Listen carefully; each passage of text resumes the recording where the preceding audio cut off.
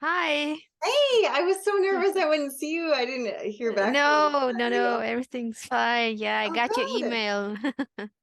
So Justina is a health and wellness counselor. She is trained and certified by psychologist Dr. Doug Lisle in his approach to motivation and well-being called esteem dynamics. This approach is based on the premise that personality places a huge role on how diligent someone follows a healthy diet. Her passion is to help people become binge-free and live a healthy lifestyle. Justina, thank you so much for coming today. I'm really glad you're here to talk to my audience about binge eating disorders and how complex they can be when it comes to trying to lose weight while steadily eating the wrong foods or typical foods in a standard American diet that just lead to weight gain. And then we restrict and then we binge and then we restrict and we binge. And it's like this happens to so many people and so few people are talking about it. So thank you very much. It's my pleasure. Good. I have a ton of questions. So are you ready to just dive in? Let's start. All right. So let's just start by explaining the binge eating cycle and what causes it. So, binge eating is a result after some form of restriction, usually calorie restriction. So, people jump on a diet, they heard about some weight loss diet, and usually it's cutting calories. And after a period, for some people, it happens already after a couple of weeks, for some, after a couple of months, they notice huge urges to binge on highly calorie dense foods, so especially junk food, and they don't know what's happening because they feel like they don't have any control over it. And in those moments, they usually don't have. So, in short, binge eating develops after calorie restriction. The brain sends those urges to make sure you survive because um, famine was our number one death cause. So that's why our nervous system is protecting us if we calorie restrict. So because it assumes we are in a famine and sending those urges, the nervous system makes sure we compensate for those missed calories. And I work with clients that dealt with binge eating for more than 50 years. Wow, that's wild. And they can still recover from it just as easily as someone who just initiated it. Okay, that's Binge good to eating has no expiration date. That's the good part about it. Great. Recovering from binge eating. Sorry, I meant recovering from binge eating. A lot of people want to know, though, how do we know if we are eating enough food in general, but starch in particular? Because so many Hmm. people are afraid of starches and eating enough rice and beans and potatoes. All of these things that should really complement our diet in the most important way are feared by many. Yeah. I mean, a good indicator is if you have a plate of starch and vegetables, and if you still feel hungry afterwards, or if you, even if you still think about that type of food that you're eating, I mean, the healthy food, the healthy starches like potatoes, rice, and beans, it's a good indicator that you should have some more of that starch. And the difference you will notice by your fullness in your stomach. So when you eat a ton of vegetables, you can feel super full, but it feels like as if something is missing, and that's particularly starch. And that's a good indicator. So usually I rarely eat just one plate and then I'm good. I mean, I'm eating this diet for so many years now, the whole food plant-based diet, so that I roundabout know how much food I need. But oftentimes, if I still feel just a slight hunger after I had my meal, I go and have another potato. If I already had enough vegetables, I had clients that ate 10 pounds of vegetables. You should not do that, of course, if you already had a couple of pounds of vegetables, I mean, feel free to have lots of vegetables if you feel good having those, but don't neglect the starch. So, in short, a good indicator is if you still think about the healthy starch after you had that meal, you should have some more. And usually, one or two potatoes will do the trick for you. It's not like people think like they will have pounds and pounds of starch. That's not the case. Usually, just a little bit is more, and they're good to go. And even if you had already a second and a third plate or portion, then go and have another potato or another cup of rice. Yeah, I couldn't agree more. We really have to reframe our paradigm when it comes to how much we're eating when we shift to a healthier diet. Because when people are so accustomed to eating the standard American foods that are so artificially high in calories, they eat a little bit and they've had it well over their caloric needs for the day most of the time. If you go out to a restaurant, it could be upwards of 2, 3, 4,000 calories per meal. So to retrain that reference range and determine, oh, 3 plates of food is completely normal and healthy, it's a really big shift for people. Yeah. So I'm glad that you are very straightforward with your own experience because I'm Yeah. the same way. For anybody who's seen either of our "What do I eat in a day" videos, we're like, this is my meal. Yeah. People comment about how much I eat all the time. Hmm. Yep. And we're still, I think you relatively. know what I'm talking about. Yeah, so they're like, oh, they're just a genetic anomaly. Yeah, But trust me, if I were to eat any standard American food, I would be right back on that scale in the wrong direction. same me. Okay, so this kind of goes to this next question. Can you explain how an unbalanced calorie-dense diet impacts our eating behavior and what is a proper calorie-dense Hmm. diet? Like you already touched on putting too many vegetables or like the low-calorie foods. A lot of people make that mistake when they switch to a vegan diet where they think they have to eat salad all the time and they're like, oh, I'm so hungry. But actually finding that combination of the two, the low calorie and the higher calorie dense foods, how do we go about that? Yeah, I mean, the principles of calorie density got so popular the last couple of years, which is great because this is the greatest weight loss tool we have. But there's so many hyper-conscientious nutcases that got overboard with this concept, and they're just eating vegetables and maybe one or two potatoes on top, and then they wonder why they feel hungry all the time, or even why they experience binge urges. So our ancestors, their diet was round about 500 to 700 calories per pound on average. And let's say you just eat vegetables and potatoes, you're closer to maybe 300 calories per pound. So it's half as much as our ancestors ate. I mean, no, that's not a problem at all. I have some clients that do perfectly with this type of eating. Usually my elderly ones, they're fine. They're less active and they just don't need as much food as maybe a 20-year-old. And but if you feel like something is missing in your diet, you never feel really that full, you feel like you want to eat all the time, although you're already eating huge portions, then switch up your calorie density. So you can do it by eating a little bit less vegetables than usual. You can incorporate more beans, more rice, more grains, not just only rely on squashes, potatoes, those root vegetables. And you can also include some healthy whole fats like avocado, nuts, and seeds if they're not a trigger for you. So just be careful with those because they're super high in calorie density. But just half an avocado a day for some people can do the trick, and the nervous system feels fine and is not searching for food all the time. And they feel more satisfied.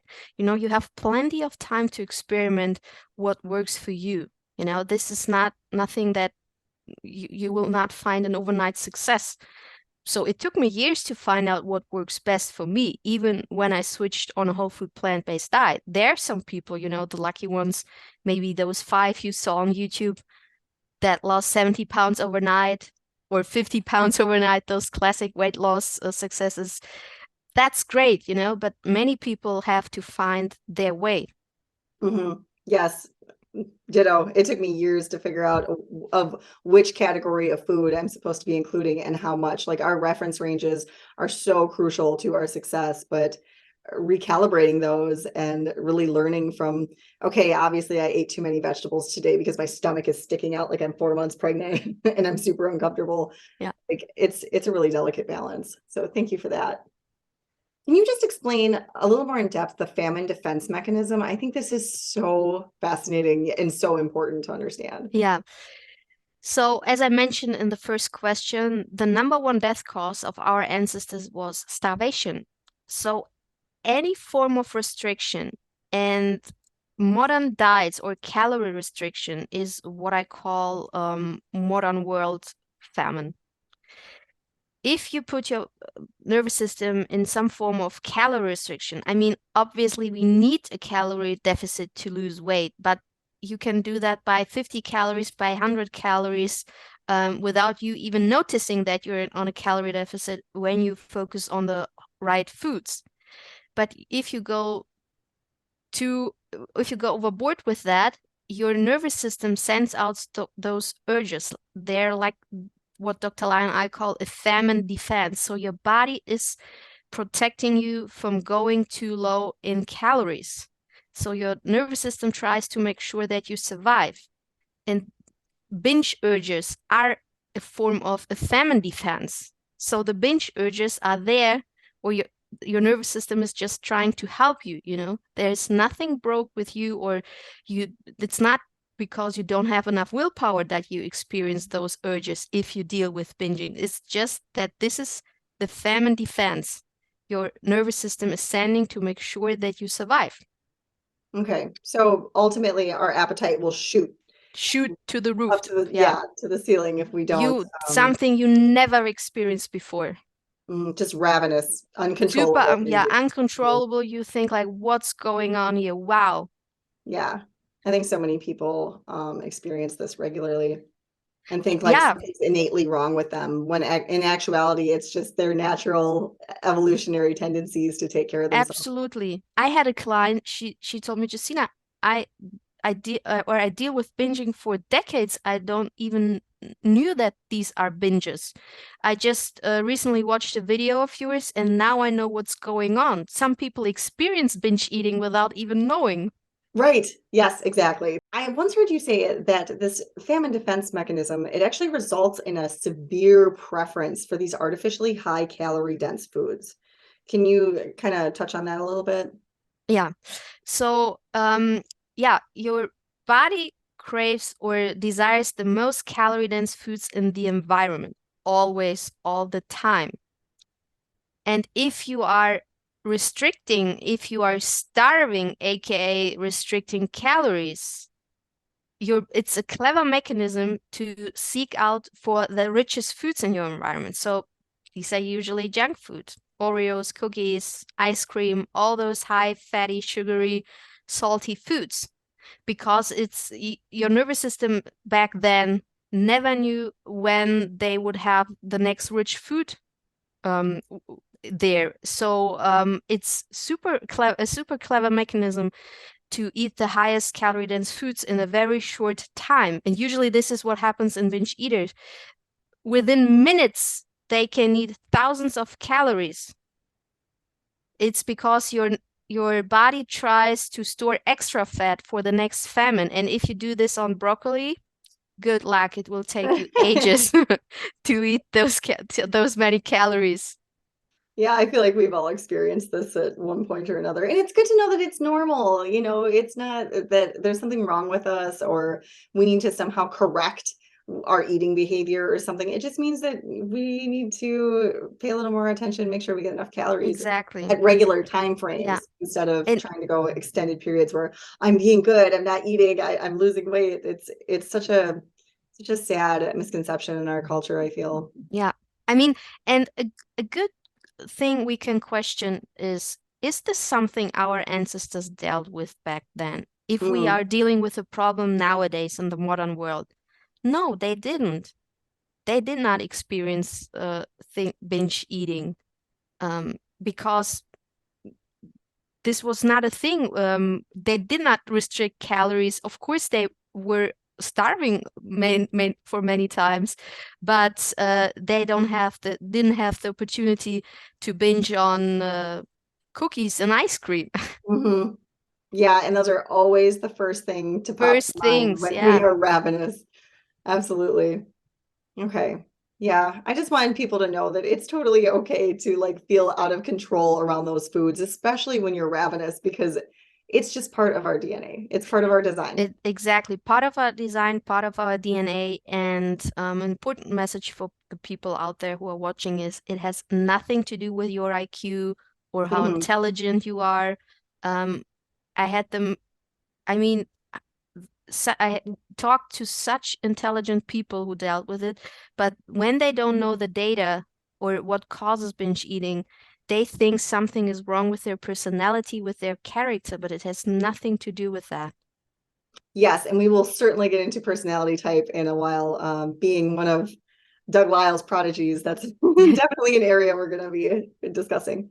Okay, so I'm going to shift gears just a little bit and talk about, why is moderation a poor dietary strategy? So obviously for our last question, it's so helpful for people to keep those high artificial calorie dense foods out of the environment. So when you do experience those ravenous urges, you're not binging on unhealthy food. At least you're going to eat a potato or something, you know. So but in general, why is moderation, keeping those foods in the house, why is that a poor dietary strategy to just have one once in a while? Because your nervous system seeks the highest calorie dense food in the environment, and it's just a matter of time. If you are hungry and you don't have enough time to prepare food, you will go and overeat on those highly calorie dense foods because they're not, satiety works through your stretch and nutrient receptors. And those high calorie dense foods, those junk foods, they're depleted of the fiber, the water content. So you will take in more calories than you need in order to feel full, which would not happen on whole foods. And that's why moderation on modern foods are a myth. It's impossible. And if you see people who can do that, good for them that they can do that. It's because they have very sensitive stretch and nutrient receptors. Usually the husbands of my female clients who are blessed with those genetics. But if people feel sad that they don't have those genes, I tell my clients, hey, my husband, he has a hard time following a strict whole food diet because he can eat junk foods here and there without gaining weight.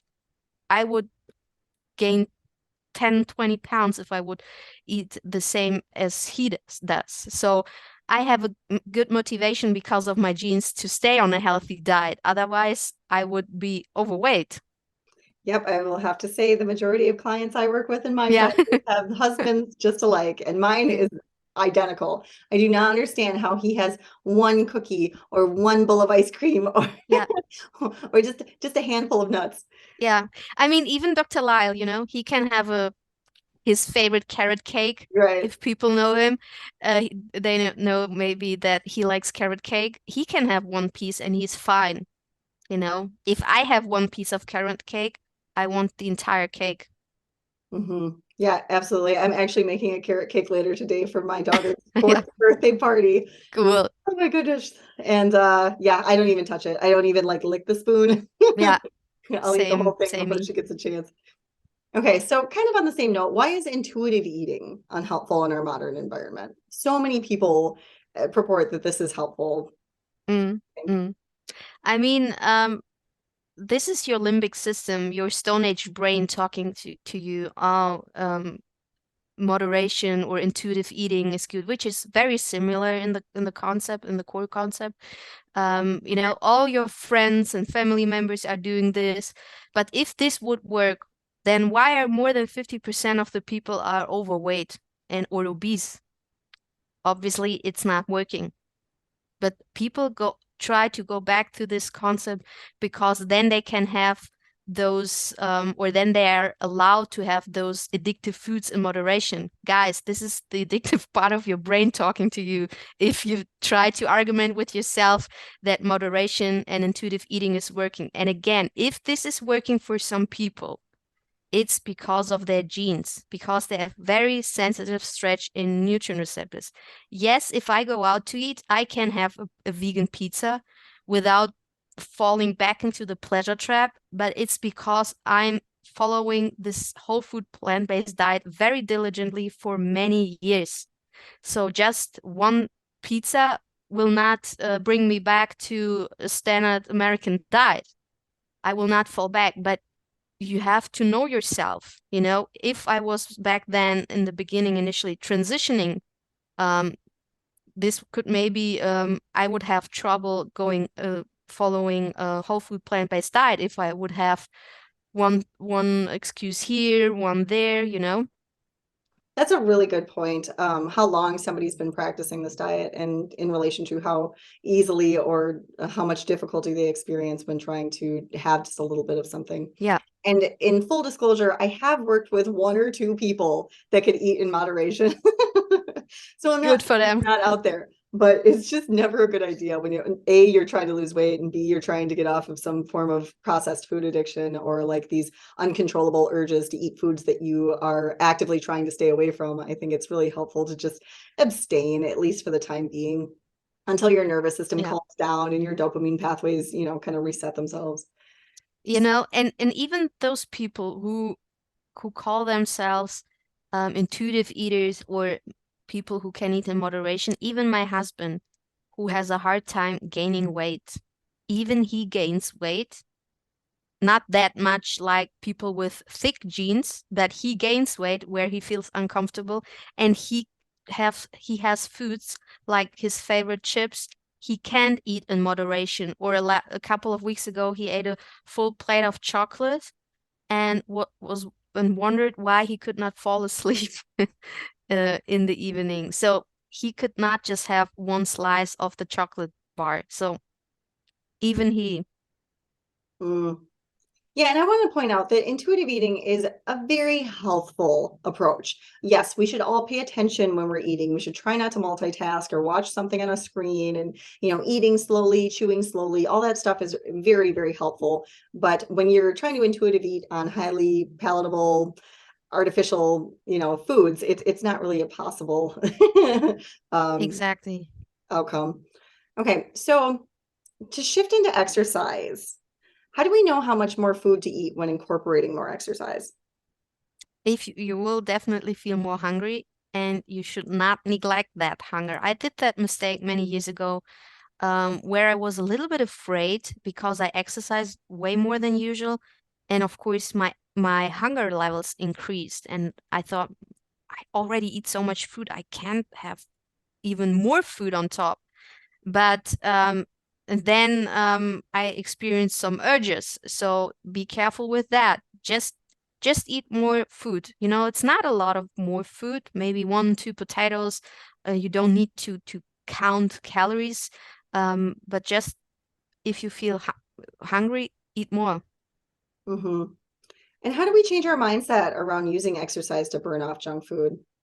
You mean if you had junk food and afterwards you go to Yeah, like to a lot of people feel like they can eat whatever they want because they're going to the gym later. Like, how do we get rid of that mindset where we think that we can eat all these unhealthy foods and as long as we go burn them off, like it doesn't, affect us in any way? Yeah, those people should read the book Burn. I think the Yes. the, Yes, the that's author such is a great book. Herman Poncer or so Yep. is he named. Burn. That guy's exercise will not help you to lose the majority of your weight. It's great for your health and very important, and it may help you with the last couple of pounds, but this is people overestimate the impact of exercise in their weight loss. Actually, I was the thinnest when I did not exercise. Mhm. So I love exercise for toning up the body, feeling great and healthy in our body. But I, to be honest, I did not like the fact that I was sometimes way hungrier than usual because it can mess up with your leptin ghrelin levels. If you go for a walk, your leptin and ghrelin levels stay almost the same. But if you do high resistance training or so, there your hunger levels go way up, Mhm. and your metabolism, if you exercise a lot, your metabolism will save calories throughout the day without you even noticing. Maybe you will sit more than usual. These are tiny little changes where your metabolism tries to save calories and to compensate for the burned calories you burned during that exercise. Yeah, that is a great reminder. I think Herman goes on to explain that exercise is not very efficient for losing weight, but it's really helpful for maintaining weight because it has this Exactly. regulatory mechanism that helps, like you said, the ghrelin and the leptin be more balanced, but also things like sleep, the melatonin. Like there are so many different factors, our emotional health. There's so many different factors of exercise that play into a healthy weight maintenance strategy without the actual losing of the Yeah, calories, right? exactly. It's neglectable the amount of calories you burn. So, how do we lose weight without feeling hungry? I recently saw you give a talk about this, and I'm curious what your response is. Eating more healthy foods without restriction, focusing on low calorie dense foods, of course, but not neglecting or being afraid of higher calorie dense foods like beans, for example, and eating until satiety. And yes, sometimes, to be honest, for me, it's when I feel super, super full. But the thing is, if I have um, a little bit more in one meal, I will eat less the next meal.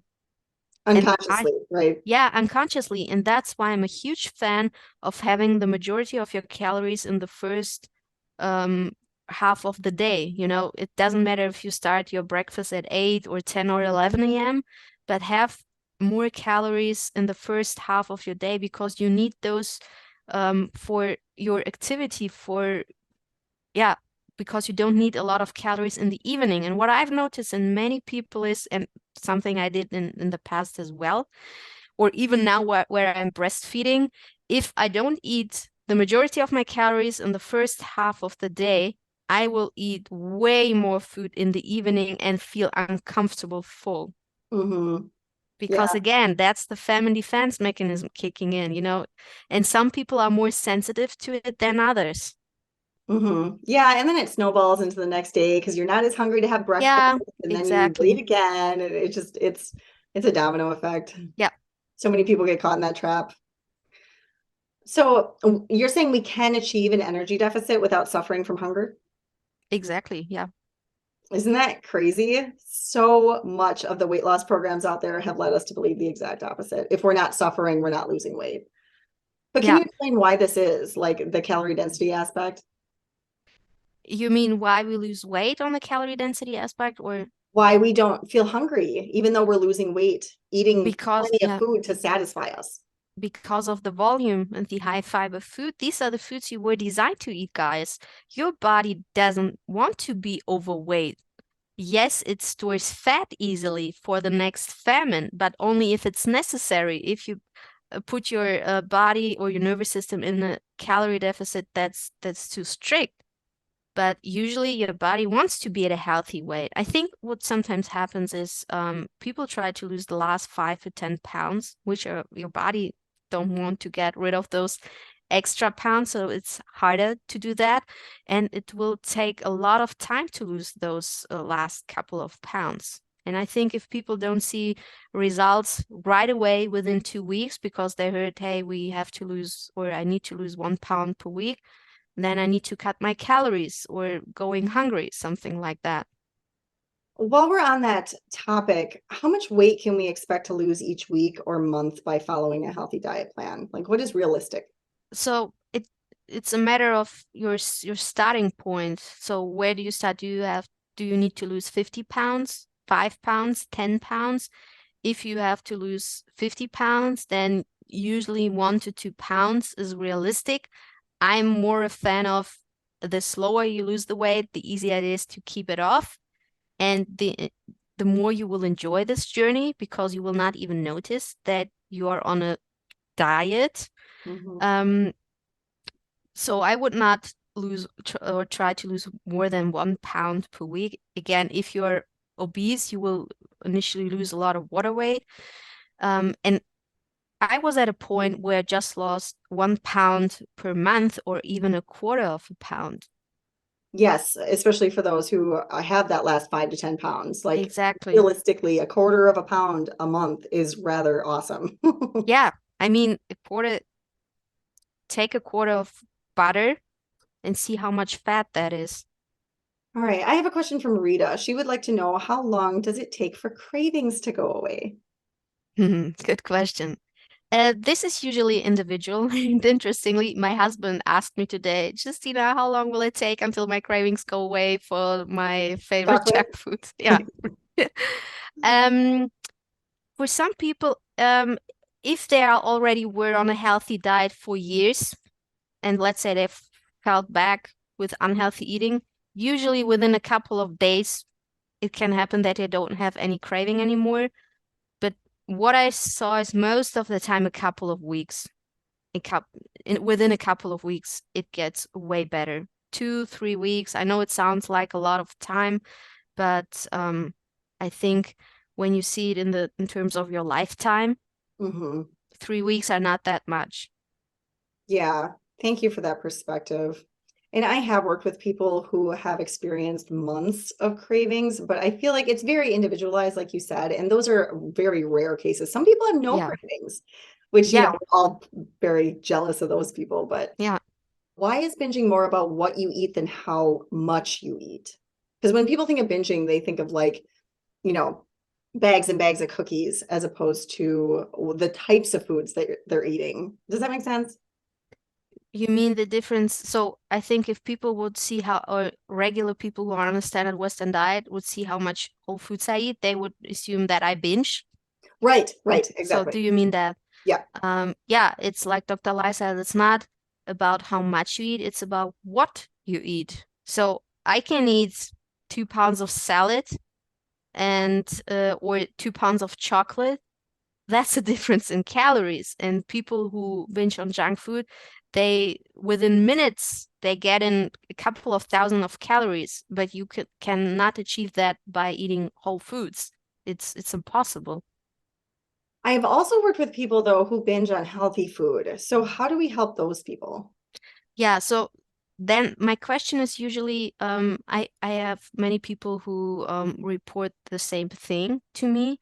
Um, my first approach is to view what they eat in a day, that they tell me what they eat on an average good day. And usually there is something like they don't eat enough breakfast or they skip breakfast. I had a client, I asked her, what do you eat for breakfast? A coffee. And what do you have for lunch? A salad with 1 cup of beans. And then she said, I can have sweet potatoes. I binge on them. Yeah, of course you will eat maybe 3 pounds of sweet potatoes in the evening if you don't have had sweet potatoes for breakfast and for lunch or other starch, then it feels like a binge to you. Or if, let's say, rice is the most calorie-dense food in your house and you restrict it, then it's a binge.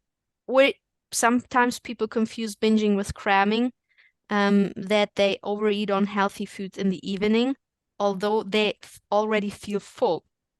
This is also something that sometimes that can happen.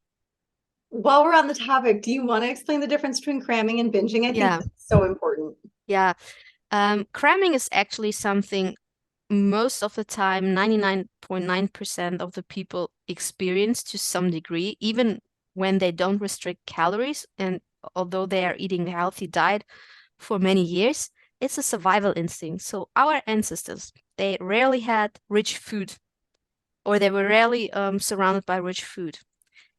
And every couple of weeks, maybe they shoot a wild game or so. And then it was a clever mechanism in that moment to eat the meat in a very short time because it was very rich, because you did not know first when they would have the next rich meat there.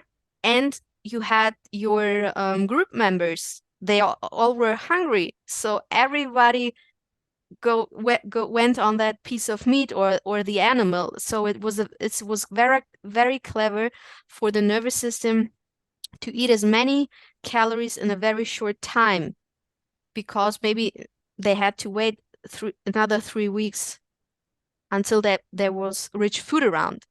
So they saved some calories. And some people, they cram almost every evening, although they had a full plate of healthy food and they feel full and satisfied, but it feels like something is missing. And how do you feel the difference between binging and cramming? People usually who binge, they binge on unhealthy rich food, and people who cram, usually it happens in the evening after they had already their meal, and it's usually they cram on healthy rich food, maybe 500-700 extra calories on top, and that's what's keeping them away from their desired weight loss, because they're cramming. And how to get rid of that cramming is if you grit your teeth, if you have your big plate of food, what you usually have, and most people know how much they need until they feel full. But this, some people call this toxic hunger. If you feel that special hunger, it doesn't feel like, oh, I can go back and have a plate of salad with potatoes. It feels like more like, I would like to have some dried fruits, or for some people even I would like to have 2, 3 cups of just beans, plain beans. Then you should stop doing this and don't drink any liquid with calories, even if it's herbal tea, because um even if it's just 2, 3 calories, it activates your digestive system, and your nervous system prepares for having more food. It digests food in order to be prepared to have even more food on top. And this feeling is very uncomfortable the first couple of weeks, but usually after 10, 12, 40 days, 14 days, it gets better Oh, until the I'm cramming so glad you disappears. brought that up. That's a fantastic point about the like the tea or lemon water or something Yeah. like And that. just plain water. And you know what, guys? Even people like me, I'm a health coach. I experience cramming from time to time. Um, Again, I know that this is genetics. Some people are more prone to it than others. And we live in an environment where we are surrounded by rich food all the time, even if we keep a clean environment. And if I cram on healthy food from time to time, I don't feel super mad at me or bad or sad. I did that many years ago, but nowadays I'm thinking more like this way. Hey, Justina, you are able to eat a whole food plant-based diet. You are the only one in your surrounding, and you can manage this. And if you cram from time to time, come on, is this really that bad? Because usually 100% guarantee I eat less the next day because I'm so full from the day before. I tell my clients, hey, if this is a thing you deal every day or a couple of times per week, then this is something we should fix. But if this is something from time to time, for me, for example, when before my period, for 1 or 2 days, I eat more than usual, hey, I'm fine. Yeah, I'm guilty of the same thing. And honestly, I feel like as long as my weight doesn't increase, it doesn't seem to be a Yeah, problem. Then it just seems to be hunger. It's very yeah. difficult to tell the difference between hunger and It a is. craving, Sometimes it is. Yeah, because even when you're hungry, you always tend to gravitate towards starches, right? of To course. satisfy you. So another cup of beans just sounds normal. Yeah. And I oh, it go ahead. is often, yeah, sorry, I interrupted you. And it is oftentimes, but sometimes for some people it's like 3, 4 cups of beans. Um, Yeah. I think we just need to be honest with ourselves and honor our bodies. If we know that we had a super hard workout that morning, just eat another whatever serving it is. yeah, I think it's when people start getting into the mono foods that tends to be difficult, and that's a good indicator that it's yeah, cramming more so than hunger. Like if you can have another bowl of soup, then that's perfectly, normal, and that's your hunger drive. But if it's 3 cups of beans, like you say, it might be yeah. different. Y you know, people, I never saw a person who crams on vegetables. It's most of the time starch, maybe rice or oats, um, or dried fruits, nuts, things like that.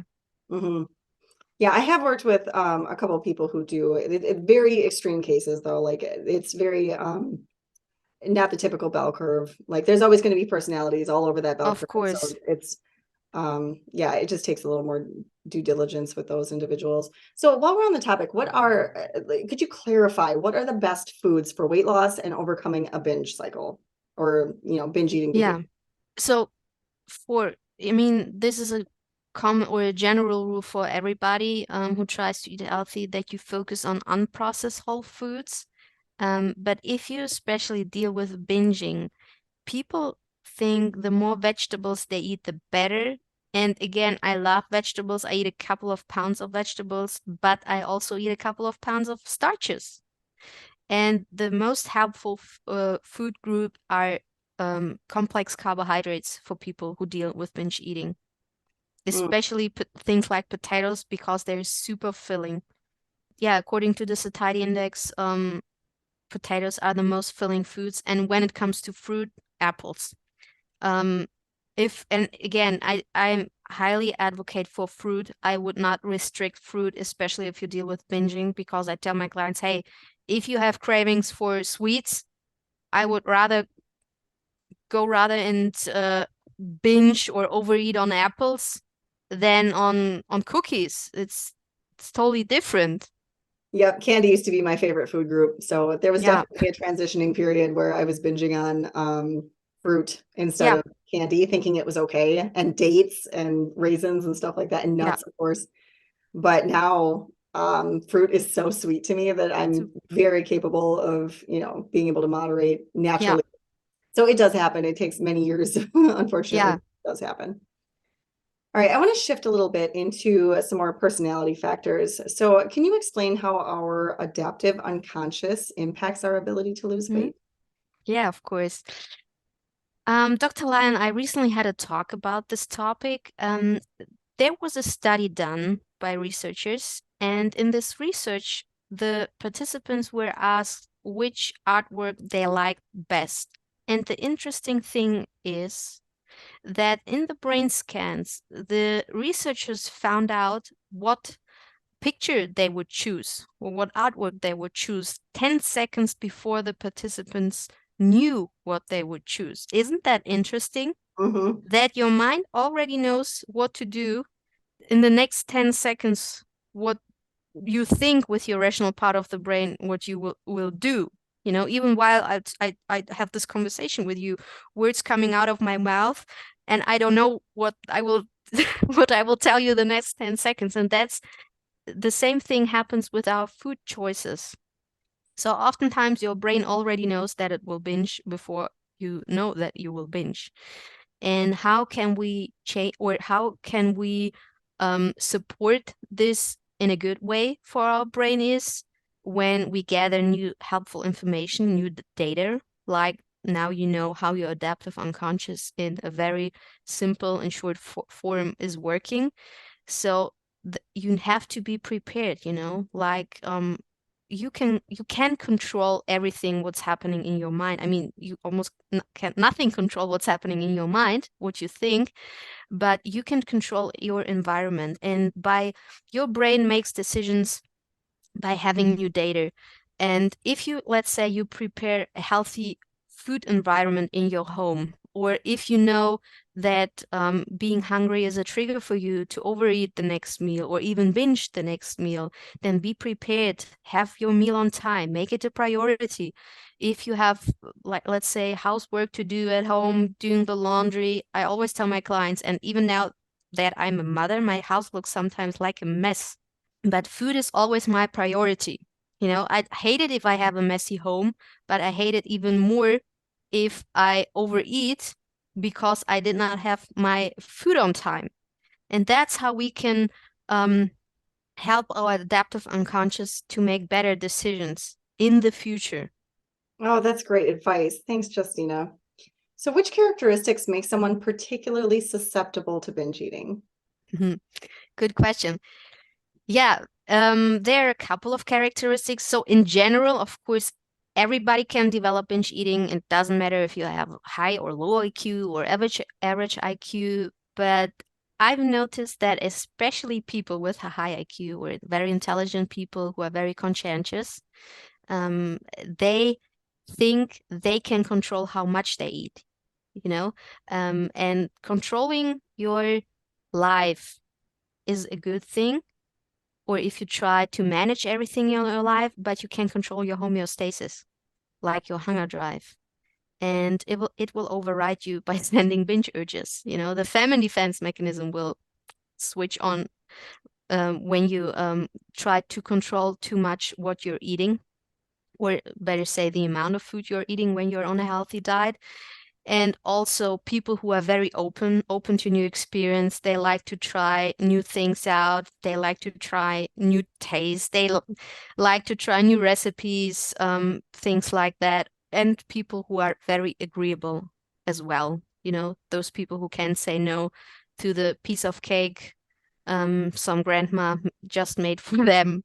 those people usually have a harder time to say no. If you're a disagreeable person, you just can say, hey, no, please stay away. I don't want that. And they have usually an easier time to staying away from unhealthy foods. Good point. So how can one learn more about their specific personality type?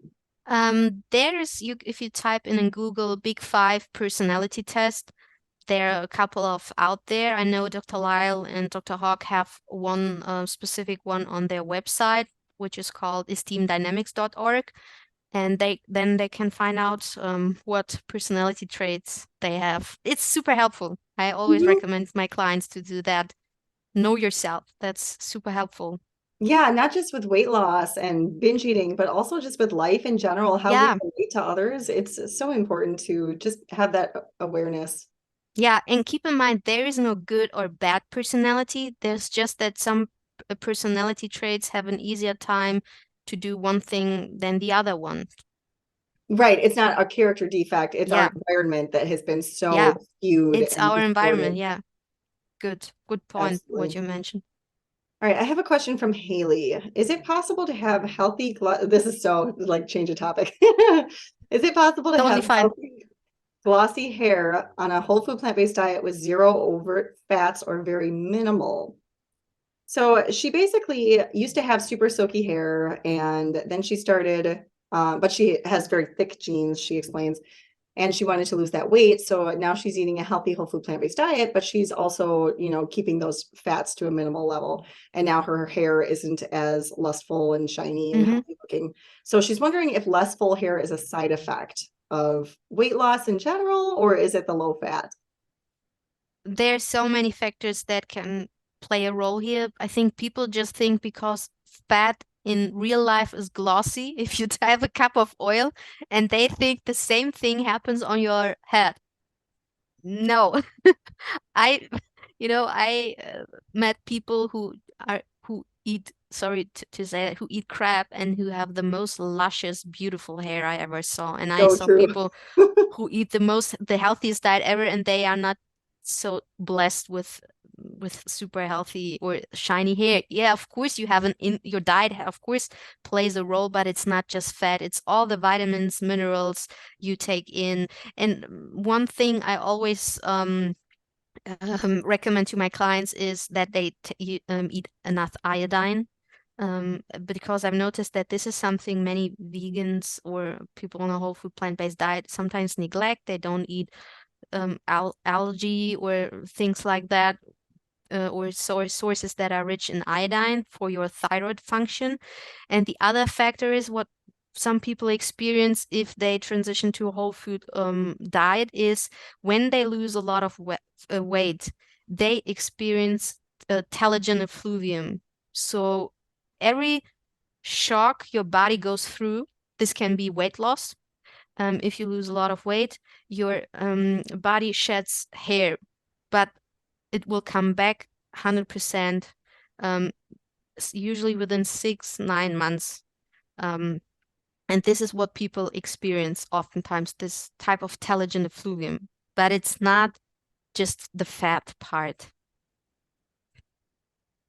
Hormones, I don't know. She, you know, um, maybe she is in menopause.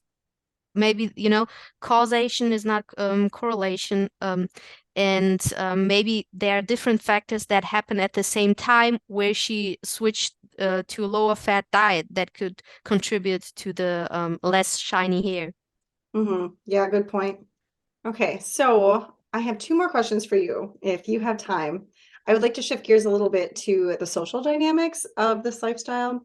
If you wouldn't mind sharing with my viewers, how can people overcome their unhealthy eating behaviors when living with family members who eat highly processed foods, Mm, like you and I?